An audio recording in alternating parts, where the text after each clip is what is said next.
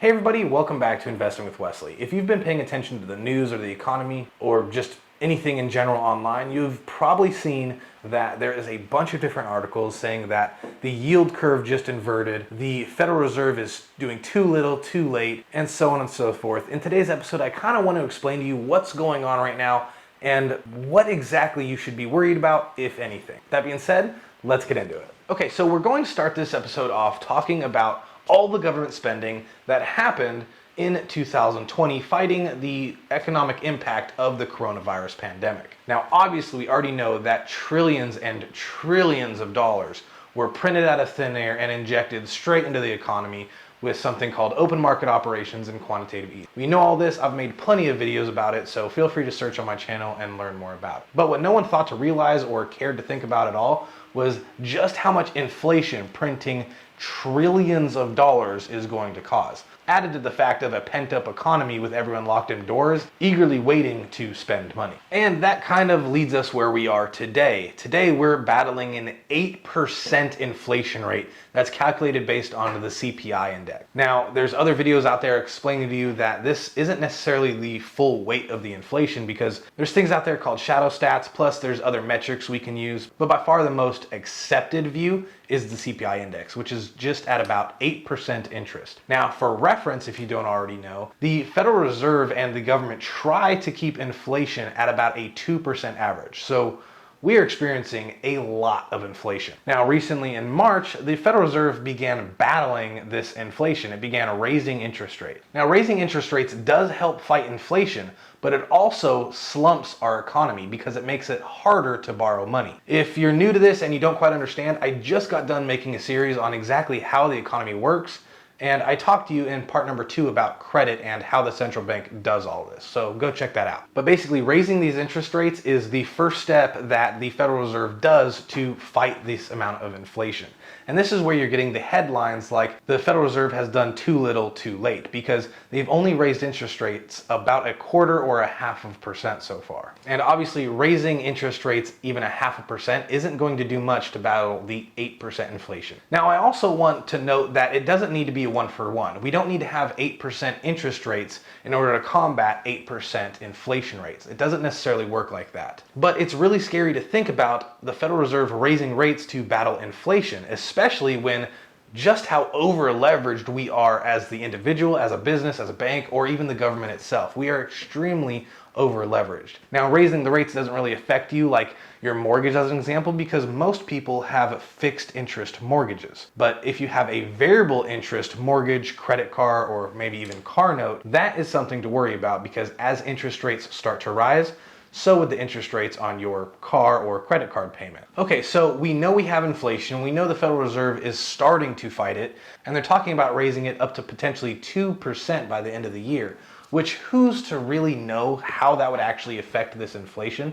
But I do know that the more they raise interest rates, the worse it gets for our economy and the harder it gets to borrow money. All these factors involved make it extremely difficult for new buyers entering certain markets. As an example with the real estate market, not only have home prices been so high for so long, making it already really difficult to enter this market, but in today's market, 30-year fixed interest rates are at about 5%, while all the inflation is also causing asset prices like the value of the home itself to go up with it. So not only do you have rising interest rates, but now you also have rising asset prices, coupled with rising prices of utilities and everything else that goes to running these homes, makes it extremely unaffordable for anyone to try and enter this market right now. All this being said, we're heading very quickly into a recession. Now, whenever anyone uses the term recession or depression, it freaks people out. And although I can't predict the future or anyone else can, I also just want to give you the facts of the things that I'm currently seeing in the markets right now. We have incredible inflation. Everything is starting to become super unaffordable,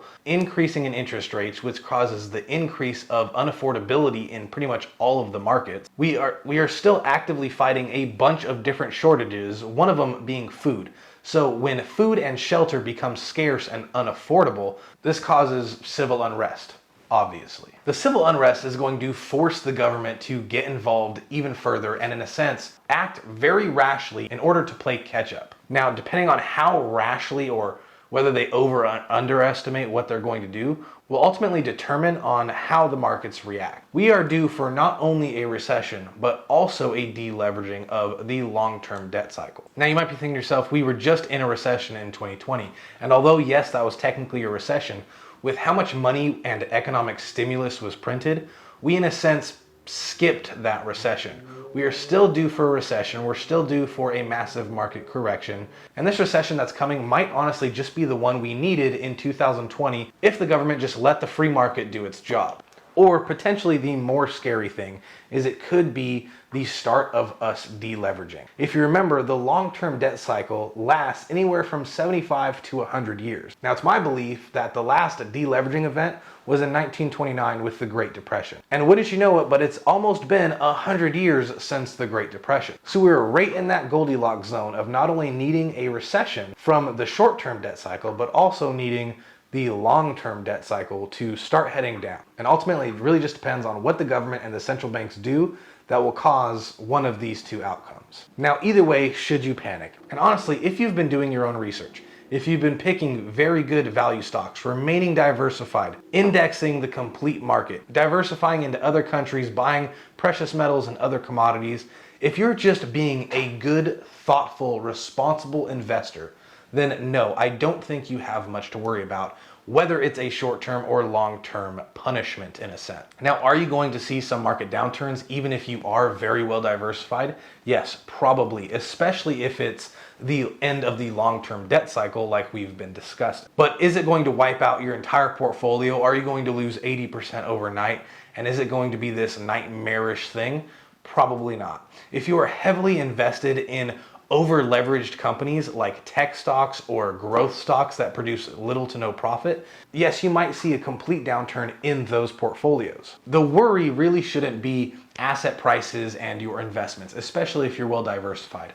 The worry should be more about cash flow. During times of stress and during recessions and depressions, people all across the board, even the government, cuts their funding and restricts their budget. Now, this in turn causes job loss. If you have your own business that's well established and you have a good client base, you're probably going to be all right. Likewise, if you're already retired with an annuity or even a pension, you're probably going to be all right as well. It's everyone in the middle that is working their 9-to-5 jobs that is at risk of either getting a pay cut or job loss altogether. That is the real worry when it comes to these deep recessions or deep depressions that we talk about on this channel. Now, how you fight against that, how you get prepared for that, is simply to learn new skills, apply those skills, and become that much more valuable to anyone looking. Become more valuable to whoever your boss is at work, or specialize in some sort of knowledge and educate other people like I'm doing with you guys with finances and investing. Increase your value and increase your income and your cash flow, and remain diversified in all your investments,